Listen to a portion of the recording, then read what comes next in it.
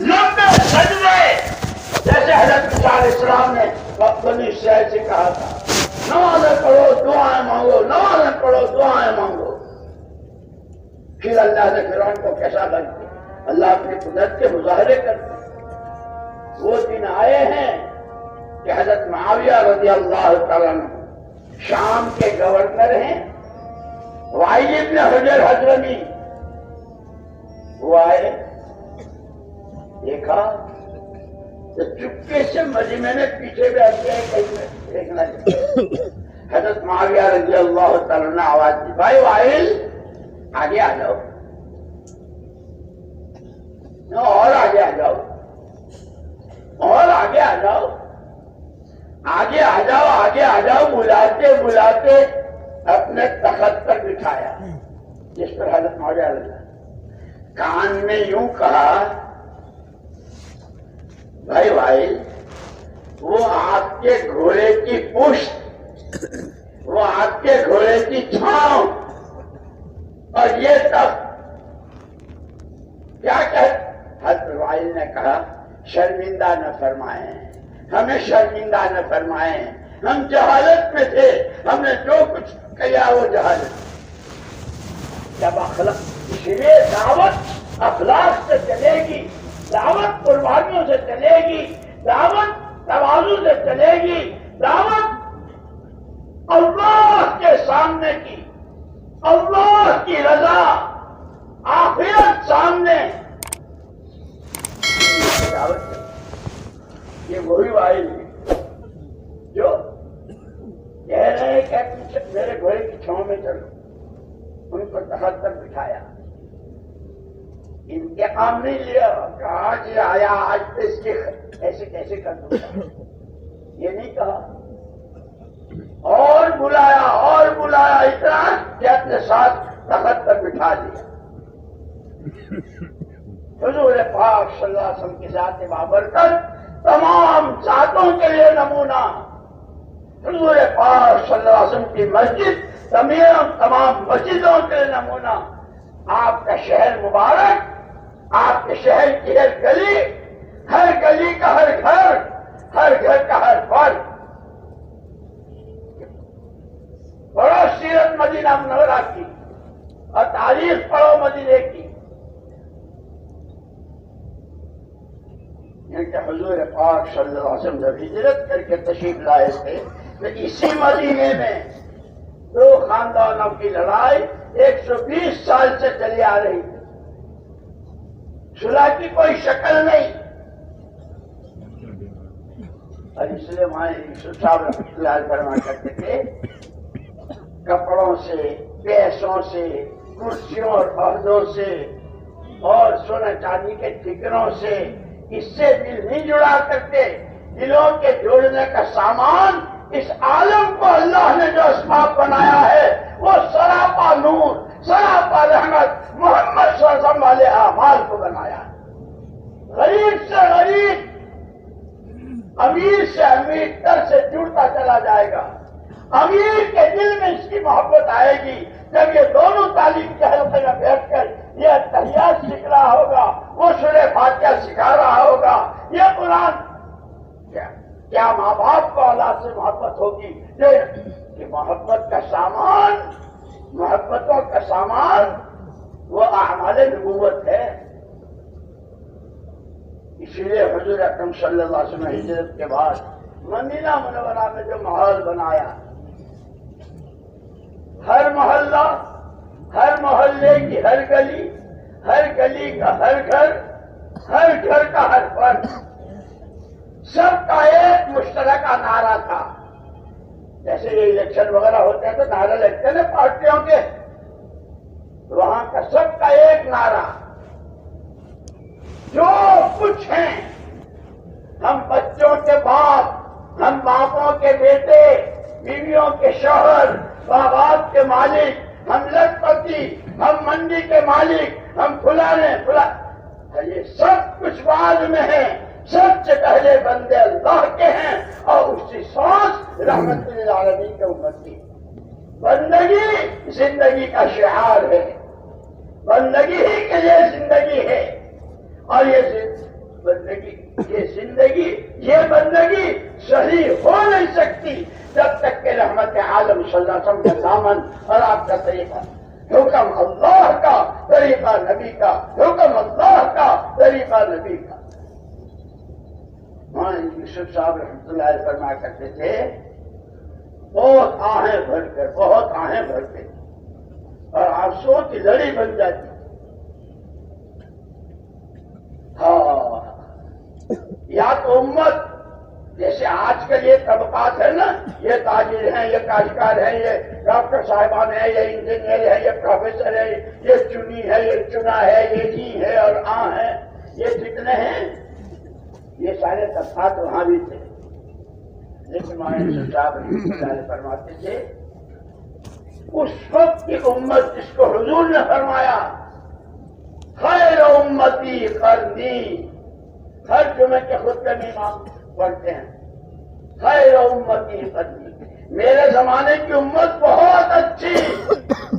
اس امت کے سارے طبقات کے سب کے لیے حضور کی مہر ان کے اچھا ہونے کی، ان کے مکانوں کی وجہ سے، ان کے کپڑوں کی وجہ سے، ان کے دولتوں کی وجہ سے، ان کے قسم قسم کے کھانوں کی وجہ سے نہیں۔ یتلو علیہم آیاتہ ویزکیہم ویعلمہم الکتاب والحکمہ، ہر ایک ایمان کا داعی، ہر ایک اپنے دین کا 100% واقف اور اس پر عمل پیرا، اور ہر ایک کا دل صاف ستھرا،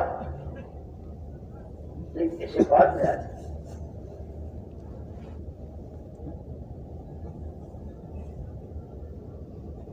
کہ پورا ماحول مولانا صاحب رحمۃ اللہ علیہ فرمایا کرتے تھے، بہت آہیں فرماتے تھے کہ یا تو امت 100%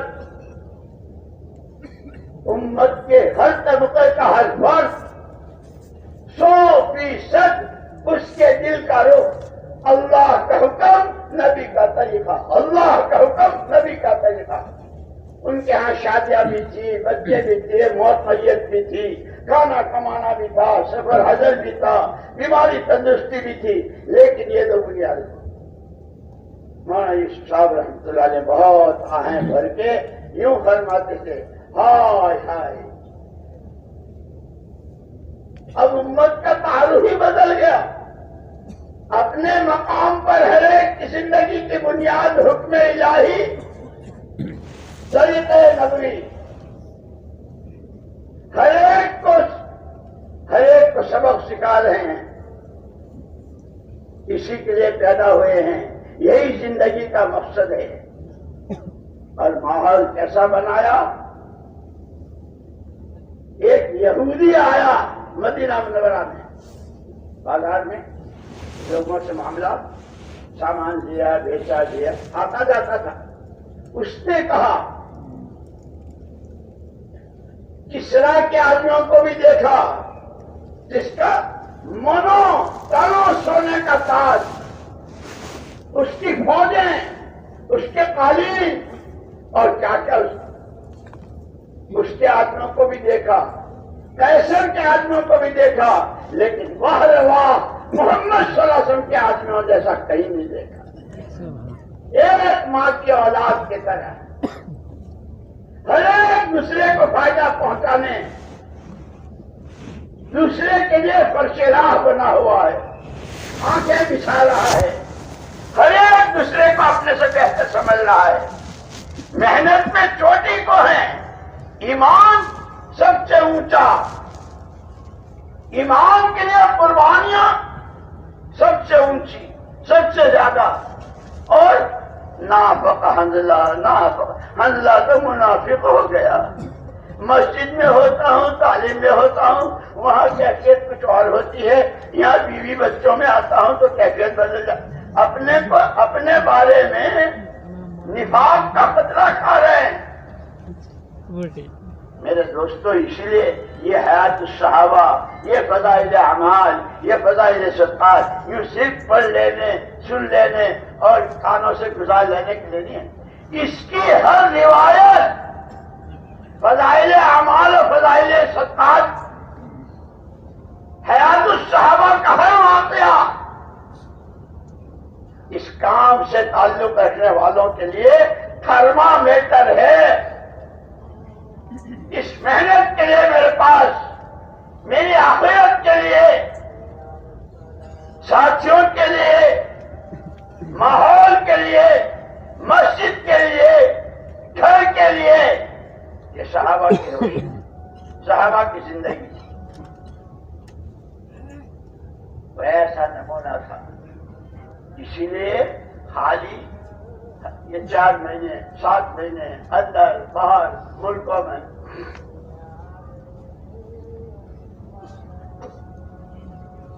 یہ تو مشق کرنے کے لیے ہے. جیسے یہ 6 نمبر اور یہ سارے مقام پر جو اعمال بتلاتے ہیں اپنی مسجد کے ساتھ عمومی گشت، خصوصی گشت، جماعت میں نکلنے کے زمانے میں جو تھا، یہ سارے یہ تو مشق کرنے کے لیے ہے کہ مشق کرتے کرتے جان، مال و صلاحیت، آدمی کا اندرون و بیرون، ظاہر و باطن، نظر اور کان، ہاتھ پیر، اس کی نیند، اس کا جاگنا محمد صلی اللہ علیہ وسلم کے سانچے میں ڈھل جائے جیسے صحابہ کا ڈھلا. اس لیے علماء نے لکھا ہے آدمی پہچانا جاتا ہے اس کی بات سے، کہ جو اللہ کو پہچاننا چاہے وہ اس کے کلام کو سمجھے. قرآن اللہ کا کلام ہے. جو اللہ کے کلام کو سمجھنا چاہے وہ محمد الرسول اللہ صلی اللہ علیہ وسلم کو سمجھے. جو محمد الرسول اللہ صلی اللہ علیہ وسلم کو سمجھنا چاہے وہ آپ کے صحابہ کو سمجھے. اسی لیے اما جان حضرت عائشہ صدیقہ رضی اللہ تعالیٰ عنہ کے پاس صحابہ کی جماعت آئی. اماں جی آپ ہمارے لیے حضور کے اخلاق بیان کیجیے.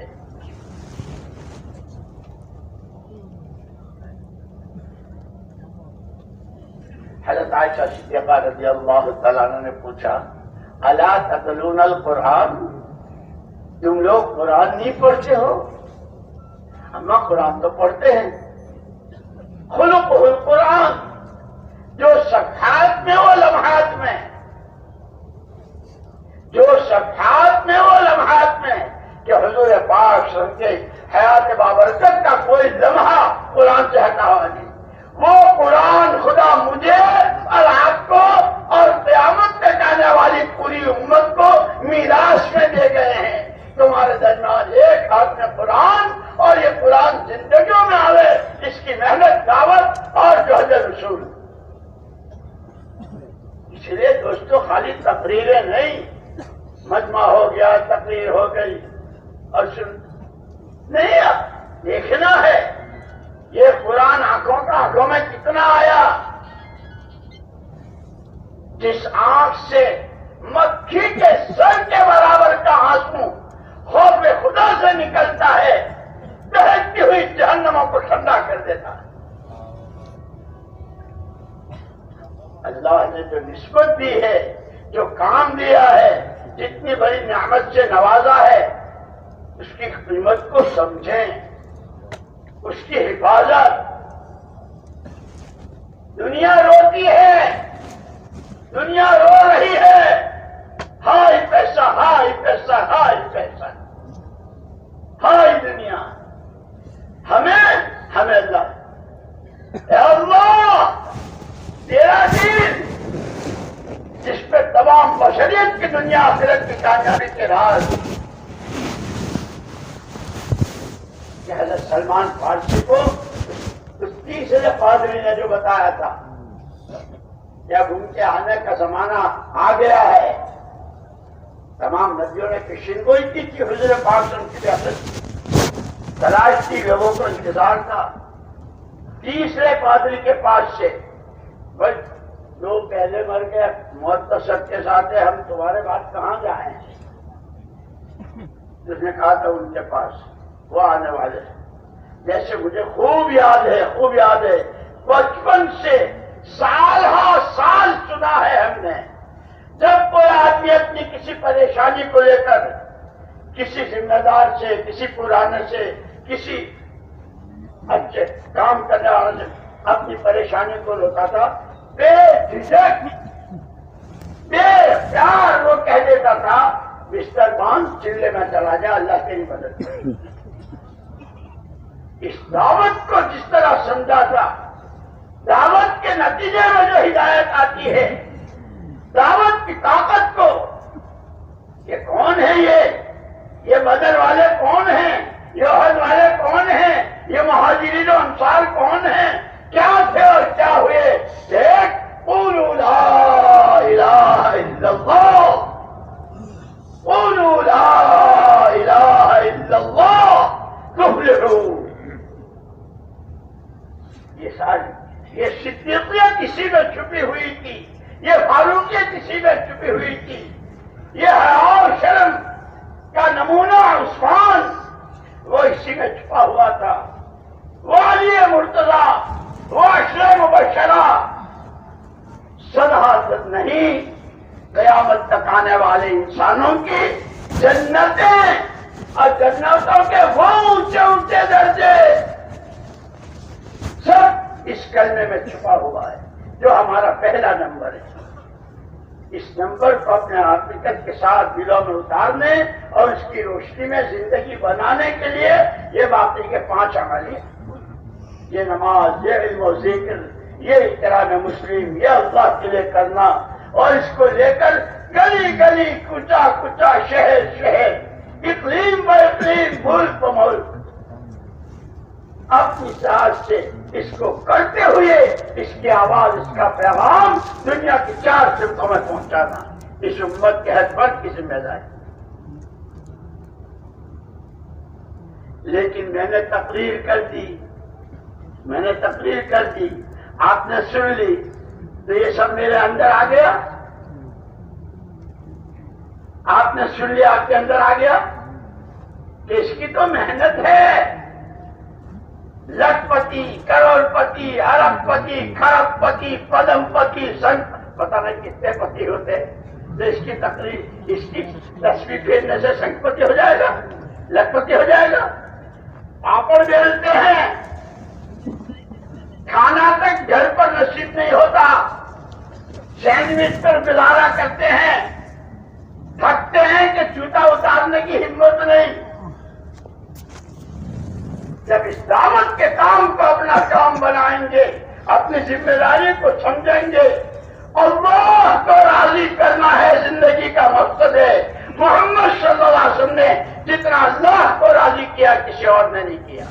ان کے 4 کرنے ہیں، ان کے سے آنسو، ان کا سا جذبہ، ان کی سے دعائیں، اور ہر ایک کے لیے بھلا چاہنا، یہاں تک کہ ایک آدمی گرفتار ہوا جس نے حضور اکرم صلی اللہ علیہ وسلم کے قتل کی اسکیم بنائی تھی، گرفتار ہوا، مسجد نبی میں لایا گیا، ایک کھمبے سے باندھا گیا۔ حضور اکرم صلی اللہ علیہ وسلم تشریف لے جا رہے تھے، کیا حال ہے؟ حضور اس سے پوچھ رہے ہیں،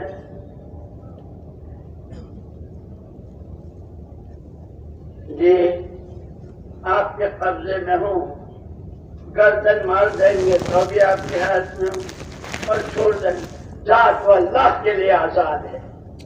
وہ دشمن جس کی تلاش میں، کیونکہ خالی تقریریں نہیں، ہم تو اپنے ساتھیوں کو بھی معاف کرنے کو تیار نہیں ہے۔ رات دن جو مشورے میں ساتھ بیٹھتے ہیں، اپنی مسجد کے ساتھی، اپنے محلے کے ساتھی، اپنے ضلع 4 مہینے 7 مہینے کے ساتھ۔ اس لیے میرے دوستو، صرف تقریریں نہیں، پوری سیرت مبارکہ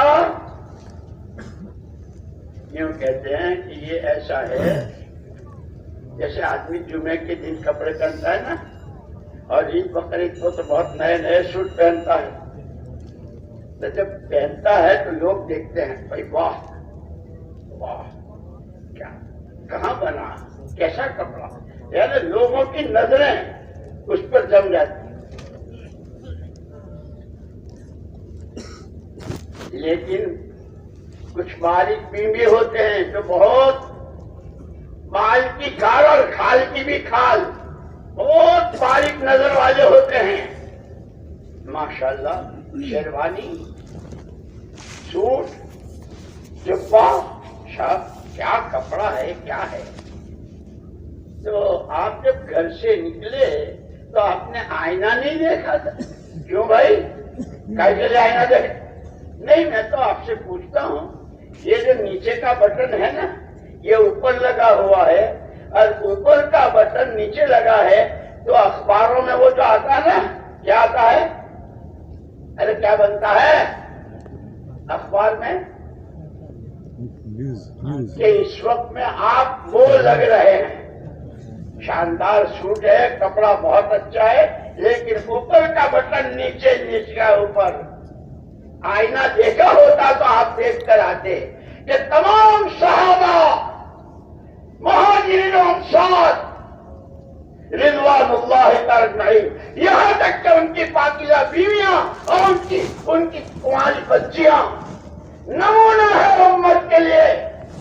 وہ 7 مہینے لگ رہے ہوں وہ ذمہ دار کہلائے جا رہے ہوں وہ مسجدوں کے اور اپنے شہر کے صوبے کے ارے اپنے آپ کو پہلا نمبر دوسرا نمبر تیسرا نمبر چوتھا پانچواں چھٹا نمبر تقاضے اخلاق معاشرت معاملات اس سب کو آئینے میں دیکھ لیں. میں کہا ہوں تو پتا چلے گا کہ نیچے کا بٹن اوپر اوپر کا بٹن نیچے.